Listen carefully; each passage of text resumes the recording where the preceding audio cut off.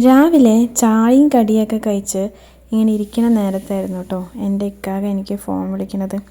അപ്പോൾ പറഞ്ഞത് ഉച്ചയാകുമ്പോൾ നേരെ വീട്ടിലേക്ക് ചെല്ലാൻ.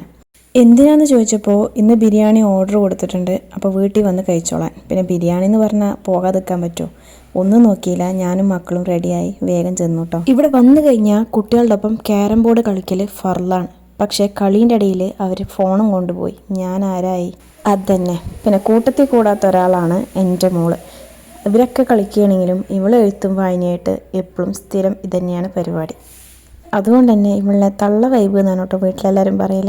എന്താ ബിരിയാണി ചില്ലി തൈര്, അതിൻ്റെ ഒപ്പം ഒരു സ്വീറ്റും കൂടി ഉണ്ടായിരുന്നു കേട്ടോ. ഫുഡടിയൊക്കെ കഴിഞ്ഞിട്ട് ഒരു സിനിമ ഇട്ടു. ഈ സിനിമ ഏതാണെന്ന് മനസ്സിലായവർ കമൻറ്റ് ചെയ്യണേ. ഒരു ക്ലൂ ആണെങ്കിൽ തരാം. ഈ സിനിമയിൽ ജയറാം വക്കീലാണ് കേട്ടോ. പിന്നെ ഈവനിങ് ആയപ്പോൾ ഉമ്മാൻ്റെ റൂമിലെ ജനലിലെ കൂടെ കാഴ്ചകളും കണ്ട് ഒരു ചായയടി, അത് വേറൊരു രസം തന്നെയാണ്. പിന്നെ അതൊക്കെ കഴിഞ്ഞ് ഞാനും ഇക്കയും നാത്തൂനും മക്കളും കൂടിയിട്ട് ഇക്കാൻ്റെ തോട്ടത്തേക്ക് പോയിട്ടുണ്ടായിരുന്നേ. അവിടുത്തെ വിശേഷങ്ങൾ നാളെ പങ്കുവയ്ക്കാം. എന്നാലൊക്കെ ബൈ.